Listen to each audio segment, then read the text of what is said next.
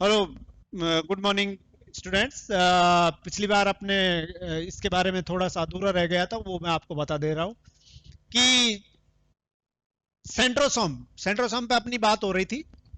Centrosome centrioles की माँ है। मींस दो शब्द आप यहां पर हैं। एक है सेंट्रो सोम। सेंट्रो का मतलब सेंटर, मतलब केंद्र में पाई जानी, और सोम सोम का मतलब सोमा, सोमा का मतलब बॉडी, बॉडी का मतलब काय। तो केंद्र काय, केंद्र में पाई जाने वाली एक बॉडी, ठीक है ना। एक ऐसी संरचना जो केंद्र में पाई जाए, या एक बॉडी जो केंद्र में पाई जाए, जो कि सिंगल मेम्ब्रेनस है, या ये सेंट्रोसोम सेल डिवीजन के दौरान जब भी माइटोसिस या मियोसिस डिवीजन एनिमल सेल में होता है, वहां पर आपने नाम सुना होगा सेंट्रियोल्स। दो सेंट्रियोल पाई जाती हैं। सेंट्रियोल कितनी होती है? दो। ये दो सेंट्रियोल कहां से बनी हुई होती है? सेंट्रोसोम के डिवीजन से। मीन्स जब भी सेल डिवीजन होगा, जब भी कोशिका विभाजन होगा, कोशिका विभाजन से पहले केंद्रक के बाहर पाई जाने वाली माइक्रोट्यूब्यूल्स की बनी हुई ये संरचना, जिसको कि सेंट्रोसोम कहते हैं, ये डिवाइड होती है। डिवाइड होके और दो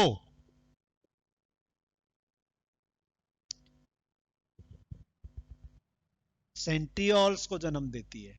ठीक है ना। किसको जन्म देगी? सेंट्रियोल को। और ये सेंट्रियोल उस डिवाइड हो रही कोशिका के विपरीत ध्रुवों पर जाकर और व्यवस्थित हो जाते हैं।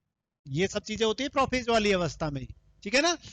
ये सेंट्रियोल दोनों विपरीत ध्रुवों पर जाके व्यवस्थित हो जाते हैं, और उसके बाद इनमें से कुछ ऐसे धागे जैसी संरचनाएं बनती हैं जो एक सेंट्रियोल से दूसरी सेंट्रियोल को जोड़ने का काम करती हैं। बीच में कुछ क्रोमोसोम से जुड़ जाती हैं। Now this structure is known as spindle apparatus which is made up by centriole and spindle fibres. तरकु तंतु और सेंट्रियोल से मिलकर एक स्पिंडल शेप, क्योंकि इस प्रकार की जो संरचना बनती है ना, इसको बोलते हैं स्पिंडल शेप, तो इसको नाम दे दिया स्पिंडल एपरेटस। तो ये जो स्पिंडल एपरेटस है, इसको बनाने का काम कौन करेंगी? सेंट्रियोल्स। यहाँ पर स्पिंडल की माइक्रोट्यूब्यूलिन प्रोटीन जो होती है, वो इनसे निकल निकल के एक दूसरे से जुड़ के और फाइबर के रूप में अरेंज हो जाए। तो बहुत इंपॉर्टेंट काम है। क्रोमोसोम्स को एक जगह से दूसरी जगह ले जाने का काम कौन करेंगी? सेंट्रियोल। और सेंट्रियोल को कौन जन्म देगी? सेंट्रोसोम। एक चीज। दूसरी बात, स्पर्म जब होता है, स्पर्म की अगर स्ट्रक्चर देखें, शुक्राणु जो होता है, शुक्राणु की संरचना अगर अपन देखें, तो वहां पर इस प्रकार से एक हेड होता है, हेड के बाद एक नेक होती है, नेक के बाद एक टेल होती है। इस नेक में दो सेंट्रियल होती है, एक आड़ी और एक खड़ी। मीन्स ये इस शेप में होती है। और ये इसका आगे वाला ऐसा जो, ये तो एक्रोसोम हो जाएगा, ये इसका न्यूक्लियस हो जाएगा। एक जनरल सा मैं आपको बता रहा हूं। तो ये वाला जो है, ये तो जेनेटिक मेटेरियल कंटेन करता है। मैंने अभी कहा कि ये गोल्गी कॉम्प्लेक्स से बनता है एक्रोसोम। तो इसका काम तो हो गया कि अंडे के छेदन की प्रक्रिया, अंडे में पेनिट्रेट करने का काम कौन करेगा? ये एक्रोसोम। कहां से आया? गोल्गी कॉम्प्लेक्स से। न्यूक्लियस, ये न्यूक्लियस। नेक वाले हिस्से में दो सेंट्रियोल पाई जा रही हैं, एक हॉरिजॉन्टल है, एक वर्टिकल है। तो दोनों इस प्रकार से अरेंज होने की वजह से टी शेप में अरेंज हो जाती है। ये जो हॉरिजॉन्टल है, जो न्यूक्लियस के पास है, that is known as proximal centriole, निकटस्थ। और इसको बोलते हैं डिस्टल। ठीक है। डिस्टल जो सेंट्रियोल होती है, इस सेंट्रियोल से फिलामेंट लाइक स्ट्रक्चर निकलती है, और ये इसके शुक्राणु के मध्य भाग और पूंछ को आधार प्रदान करती है। एक्सियल फिलामेंट बनाने, अक्षीय तंतु बनाने का काम करती है। ठीक है। ये काम किसका हो गया? डिस्टल सेंट्रियोल का। बची कौन? Proximal centriole. इन दोनों में से इसकी ही बेटी है, मतलब ये मां का काम कर रही है। यहां से दो सेंट्रियोल बनती है, शुक्राणु, ये क्योंकि यही कोशिका, कोई भी कोशिका ही मॉडिफाइड होकर शुक्राणु बनती है। तो कौन कौन? केंद्रक अपना काम करेगा, जेनेटिक मेटेरियल ले जाएगा, गोल्गी कॉम्प्लेक्स एक्रोसोम बनाने का काम कर रही है। तो सेंट्रियोल का वहां क्या काम है? इसने अपना अक्षीय तंतु बनाया, अक्षीय तंतु के चारों तरफ माइटोकॉन्ड्रिया लिपट गए इस कोशिका के, तो ये तो ऊर्जा प्रदान करेंगे। यहां ये टेल बन गई। ठीक है, इसका काम है कि ये ले जाएगा कोशिका तक, अंडे तक, अंडाणु तक ले जाना। डिस्टल का काम हो गया, बची कौन? प्रॉक्सिमल। प्रॉक्सिमल सेंट्रियोल जब भी ये शुक्राणु अंडाणु के अंदर प्रवेश करता है, इस प्रकार से अंडाणु है, अंडाणु का अपना एक केंद्रक है, या जब भी प्रवेश करेगा तो इसके साथ साथ इसकी प्रॉक्सिमल सेंट्रियोल भी इसमें एंटर करती है।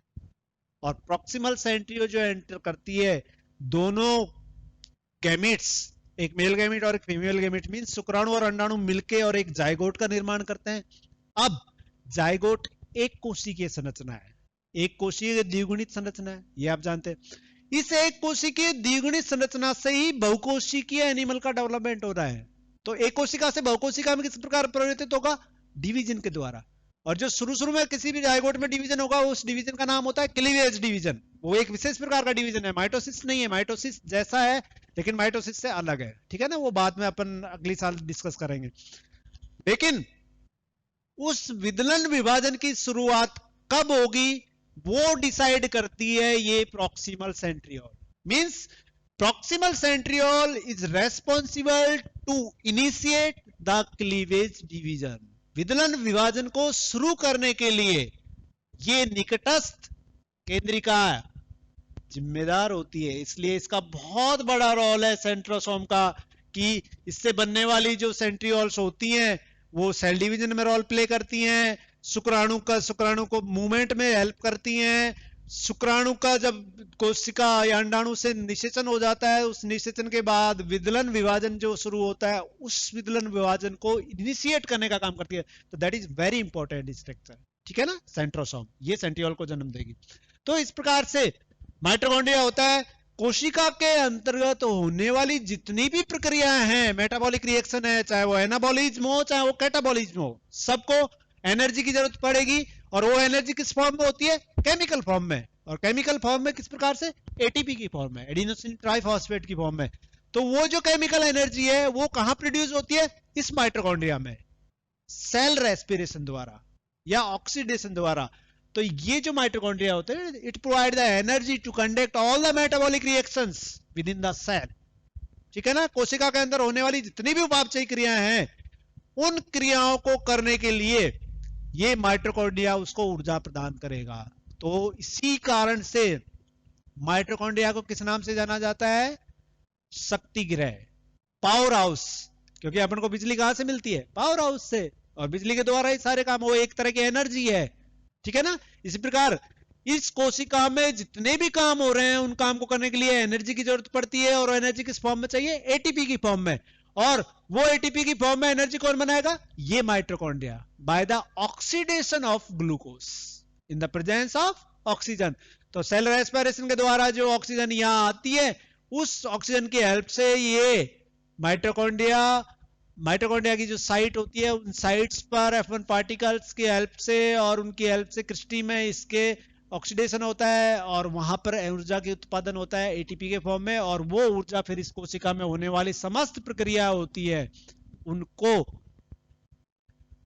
कंडक्ट करने का काम करता है, ठीक है ना। तो mitochondria power house of the cell. Now lysosome, cell में आने वाले अनवांटेड चीज होती है, उनको डाइजेस्ट करने का, ऑटो डाइजेशन जैसे कई चीज होती हैं वो पुरानी हो जाती है, उनको डाइजेस्ट करने का काम करता है, और उनको इससे एलिमिनेट करने का काम करता है, डाइजेस्ट करके और एलिमिनेट कर देगा जो भी वेस्ट होगा। अब बची दो चीजें, पॉलीसोम्स और न्यूक्लियोलस, दोनों किससे बनी हुई है? राइबोसोम्स। और राइबोसोम्स जो होते हैं, these are the site of protein synthesis. किसके लिए जिम्मेदार होती है? साइट ऑफ प्रोटीन सिंथेसिस, वो जगह है जहां पर प्रोटीन का संश्लेषण होता है। तो ये राइबोसोम्स, ये न्यूक्लियोलस, यहां पाए जाने वाले राइबोसोम्स सारे के सारे प्रोटीन सिंथेसिस में हेल्प करते हैं, प्रोटीन के संश्लेषण में सहायक होते हैं, ठीक है। उसके बाद इसके अंदर पाए जाने वाला जितना भी जीव द्रव है, उसको एंडोप्लाज्म या एक्टोप्लाज्म या साइटोप्लाज्म, अगर कंबाइंड रूप से कहे तो साइटोप्लाज्म।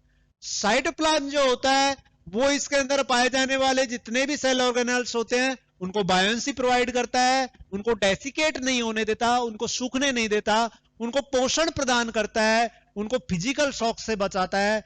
उसमें पाई जाने वाली जो चीजें होती हैं उन चीजों को यहां से, जैसे कोई चीज यहां से एंटर की सेल मेम्ब्रेन से, यहां एब्जॉर्ब हो गई तो कहां चली गई, साइटोप्लाज्म में। ये साइटोप्लाज्म कंटिन्यूसली सर्कुलेट होता रहता है by the process of cyclosis. किस नाम से जानी जाती है, साइक्लोसिस या कोशिका चक्रण। कोशिका चक्रण वह प्रक्रिया है जिसमें कोशिका के अंदर पाए जाने वाला जो साइटोप्लाज्म है वो लगातार घूमता रहता है। तो कोई भी चीज अगर इसके अंदर कहीं से भी एंटर कर गई तो उसको थोड़ी देर में ही ये सब में मिला देता है, तो मिक्स कर देगा बराबर रूप से। That is known as assimilation. किस नाम से जाना जाएगा, एसिमिलेशन का नाम से, या समांगीकरण के नाम। मींस सारी चीजों को मिलाकर और पूरी चीजों को बराबर तरह से मिल जाए, सभी सेल ऑर्गेनल्स को वो चीज उपलब्ध हो जाए। तो इस प्रकार से कहीं से भी, चाहे कोई भी चीज, यहां से अगर कोई फूड पार्टिकल एंटर हो गया, कोई फूड मटेरियल एंटर हो गया, तो थोड़ी देर में वो पूरे साइटोप्लाज्म में फैल जाएगा। वो किसकी वजह से, कोशिका के जीवद्रव्य में पाए जाने वाली एक कैरेक्टर की वजह से, जिसको कि साइक्लोसिस कहते हैं या कोशिका चक्रण कहते हैं। तो इस प्रकार से ये कोशिका है, कोशिका अंगक है, जिसमें कुछ दोहरी झिल्ली वाले हैं, कुछ एकल झिल्ली वाले हैं। ये एकल झिल्ली, एकल झिल्ली, दोहरी झिल्ली, दोहरी झिल्ली, और सबके अपने अपने काम बने बटे हुए हैं, और वो अपने कामों को कंडक्ट करके एक और एक कोशिका को एक यूनिट बनाने का काम करते हैं। वो unit means functional as well as structural unit. Cell membrane में बाहर की तरफ फिमरी लाइक स्ट्रक्चर या फिंगर लाइक स्ट्रक्चर पाई जाती है, विलाई कहलाती है। वो एक कोशिका से दूसरी कोशिका को जोड़ने का काम करते हैं। सेल मेम्ब्रेन बाउंड्री की तरह काम करता है, बहुत सारी चीजों को एंट्री नहीं देता, कुछ चीजों को एंट्री देता है, इसलिए नेचर में कैसी होती है, सेमी परमीबल।